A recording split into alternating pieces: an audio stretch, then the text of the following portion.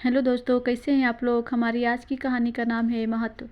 मधु office से लौटी तो देखा दोनों बड़ी नंदे घर आई हैं। माँ जी ने मधु को देखते ही कहा, कितनी देर से आई हो मधु आज। देखो तो दोनों दीदियाँ 2 घंटे से चाय और तुम्हारे हाथ के पकौड़े का इंतज़ार में बैठी हैं। ऐसा करो, पहले पकौड़े ले आओ, छोटी भी आधे घंटे में पहुँचती ही होगी, तभी चाय ले आना। जी माँ जी, कहती हुई मधु पर्स वहीं सोफे पर रखती हुई किचन की ओर बढ़ गई। ऐसी स्थिति तो अब उसे महीने में 4-5 बार झेलनी ही पड़ती है।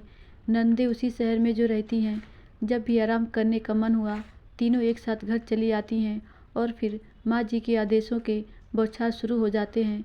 मधु सोचती, उसे कब ऐसा आराम मिलेगा। पकौड़े लेकर जैसे ही मधु बैठक में आई, छोटी दीदी भी दरवाजे से दाखिल हुई और चहकती हुई बोली, वाह मधु, तूने मेरे लिए गर्मा गर्म पकौड़े तैयार रखे हैं, मज़ा आ गया।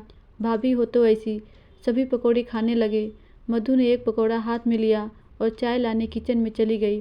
चाय के साथ बातचीत का सिलसिला शुरू हुआ और घूमता फिरता मधु की नौकरी को ताने मारने पर पहुंच ही गया। हमेशा की तरह बड़ी मेहनत से दिन रात एक करके तो वह बैंक में पीओ बनी थी।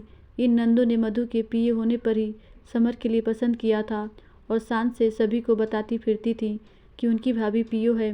पर शादी के बाद से नौकरी पर ही ताने मिलने लगे। नौकरी पर होने के बाद भी मधु घर के सारे काम निपटाती है, जैसे कि एक आम गृहिणी, या यूँ कहें कि जैसे उनकी तीनों नंदे।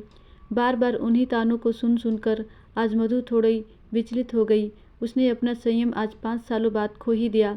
मधु ने बड़ी शालीनता से कहा, दीदी ये तो किस्मत और मेहनत की बात है कि आज मैं बैंक में इस पद पर हूँ। वैसे माँ जी ने पढ़ाया तो आपको भी उतना ही है जितना मेरी माँ ने मुझे, पर शायद आपके ही तरफ से कोशिश में कमी रह गई कि आपको किसी प्रतियोगिता परीक्षा में सफलता नहीं मिली। माँ जी ने मधु के उखड़ते रूप को देख बात संभालते हुए कहा, चाय ठंडी हो रही है। मधु के हाथ के अदरक दालचीनी के चाय का तो जवाब ही नहीं है। मधु, ये बताओ तुम्हारे नए मैनेजर ने ज्वाइन किया कि नहीं।